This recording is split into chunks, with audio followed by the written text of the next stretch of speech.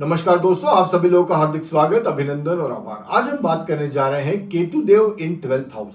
कुंडली में केतु देव जब द्वादश भाव में विराजमान रहेंगे तो ये किस तरीके के रिजल्ट्स देंगे, क्या क्या पॉसिबिलिटीज बनती हैं।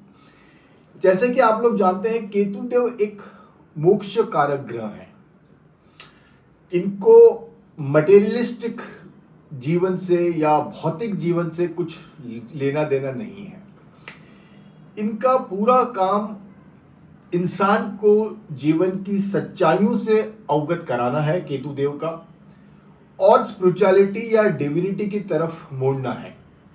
और अगर 12वें भाव की बात करें तो 12वां भाव जो 12th हाउस है वो भी एक काल पुरुष कुंडली का आखिरी भाव है, 12th हाउस। और वो भी मोक्ष को दर्शाता है, आश्रम को दर्शाता है, इनवर्ड जर्नी को दर्शाता है, आइसोलेशन को दर्शाता है, डिटैचमेंट को दर्शाता है। और वो भाव ऐसा भाव है, द्वादश भाव, कि वहां से हम इस प्लैनेट को, अर्थ को, जिस प्लैनेट पे हम पैदा हुए हैं उसको हम छोड़ते हैं, वहां से हम एग्जिट करते हैं, जीवन से एग्जिट करते हैं। सो वो एक लिबरेशन का भाव है, मुक्ति का भाव है द्वादश भाव। अब केतु जैसा ग्रह अगर द्वादश भाव में बैठेगा तो जो नेचर होगा इंसान का, वो पूरा आजीवन उसका नेचर वो मेडिटेशन की तरफ रहेगा, उस मुक्ति को पाने की तरफ रहेगा। कहीं ना कहीं उसके अंदर भले ही वो भौतिक दुनिया में एक अपने तरीके से बिहेव जरूर कर रहा होगा, बट उसका जो अंदर का नेचर होगा वो उस मुक्ति को पाने की तरफ होगा, उस लिबरेशन को, उस मुक्ति को, उस सेल्फ रियलाइजेशन को, मेडिटेशन को, ये सब जो है उसके लिए वो हर समय प्रयासरत रहेगा।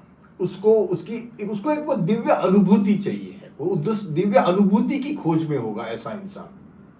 सो 12th हाउस जो है वो मोक्ष का स्थान है और केतु ग्रह भी एक मोक्षकारक ग्रह है। तो ये जो स्पिरिचुअल अनुभूतियां हैं ये यहाँ पे बहुत होती है। फिर केतु ग्रह मटेरियलिस्टिक जितनी चीजें हैं, भौतिक चीजें से हैं, उससे आपको डिटैच करा देता है, क्योंकि उसको उनमें इंटरेस्ट नहीं रहता है। उनकी दुनिया अलग रहती है, उनका सोचना अलग रहता है, वो उनकी सिक्स्थ सेंस बड़ी स्ट्रांग होती है। इंट्यूशन पावर्स इन लोगों के बहुत स्ट्रांग होते हैं, क्योंकि ये जो 12th हाउस है वो सबकॉन्शियस माइंड का भी है, सबकॉन्शियस माइंड्स का है।